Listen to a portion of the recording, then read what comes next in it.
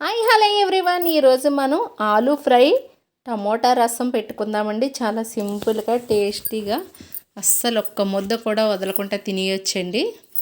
Tomato రైస్కి 4 టమాటాలు అయితే తీసుకున్నాను. కొంచెం జీలకర్ర, ధనియాలు, టమాటా ముక్కలు కట్ చేసి, ఒక్క పచ్చిమిర్చి, ఎల్లుల్లిపాయలు, చిన్న కరివేపాకు, కొత్తిమీర, చిన్న 2 రుబ్బల కరివేపాకు, మొత్తం మిక్సీ చింతపండు నానబెట్టి అన్నీ మిక్సీ పట్టేద్దామండి.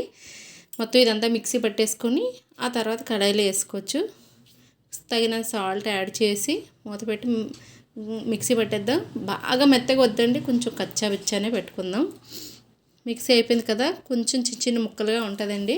తగినంత వాటర్ అయితే యాడ్ చేసుకుందాం. ఎక్కడన్నా చింతపండు ఉట్లు ఉన్నాయేమో ఇలా ఉంటే తీసేసుకుందాం. టమాటో ఉన్న పర్లేదు, చింతపండు ఉట్టు ఉంటే తీసేసుకుందామండి. చూసారా, ఎక్కడ ఉట్లు అయితే లేకుండా తీసుకున్నాం కదా. కొంచెం పసుపు, కొంచెం కారం, పచ్చిమిర్చి, చిన్న ఉల్లిపాయ, చిన్న ముక్కలు కొంచెం లైట్గా సరిపోతుందండి. 2 ఉల్లిపాయలు, చారు అయితే మరిగిపోయింది. చూసారా రసం, టమాటా రసం చాలా టేస్ట్గా ఉంటుందండి. ఇలా పెట్టి చూడండి ఒకసారి, చాలా టేస్ట్గా ఉంటుంది. రసం అయితే మరిగిపోయింది కదా. పోపు అయితే పెట్టేసుకుందాం. బాగా దగ్గరికి అయిపోయాక పోపుకి కావాల్సినవి కొంచెం ఆయిల్ వేసుకొని పోపులన్నీ యాడ్ చేసుకుందాం. పోపులు యాడ్ చేసుకున్న కొంచెం కొత్తిమీర, కొంచెం కరివేపాకు యాడ్ చేసుకో. ఉల్లిపాయ ముక్కలు పెద్ద పెద్ద ముక్కలు కట్ చేసి వేసుకుంటే, స్కిప్ చేసిన ఇష్టం ఉన్న వాళ్ళు వేసుకుని, లేకపోతే స్కిప్ చేసేయండి. వేస్తే మన రసంలో తినేటప్పుడు ఉల్లిపాయ ముక్కలు ఉంటాయండి, తినడానికి టేస్టీగా ఉంటాయి, పచ్చి ఉల్లిపాయ ముక్కల్లాగా. చూసారా, పోపు రెడీ అయిపోయింది. మన కొత్తిమీర, కరివేపాకు కూడా యాడ్ చేస్తాను. చాలా సింపుల్, చాలా టేస్టీగా ఉంటుందండి. సాంబార్ లాగా టేస్ట్ వస్తుంది మనకి. చూసారా, రెడీ అయిపోయింది. రసం అయితే రెడీ అయిపోయింది. ఆనియన్స్ అయితే కట్ చేసేస్తున్నాను చూడండి ముక్కలు. మనం ఆనియన్స్కి అయితే ఇలా పీల్ తొక్కంతా తీసేసుకుందామండి. తీసేసుకున్న తర్వాత చిన్న చిన్న ముక్కలుగా అయితే కట్ చేసుకుందాం. చూసారా, ఇలా చిన్న చిన్న ముక్కలుగా కట్ చేసుకొని మనకు వాటర్లో అయితే కొంచెం క్లీన్ చేసేసుకోవాలండి ముక్కలు అయితే, లేదంటే అడుగు పట్టేస్తాయి.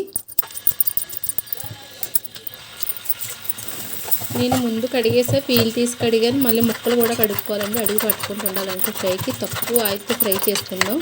ఫ్రై అనేటట్టుగా ఎక్కువ ఆయిల్ పడుతుంది కదా, అలా వద్దు.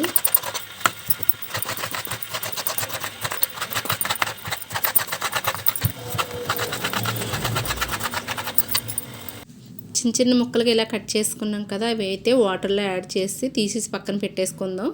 వాటర్ అంతా పోతే మనం ఫ్రై చేసుకుంటాడు. కడాయిలో వాటర్ అయితే ఉండదండి.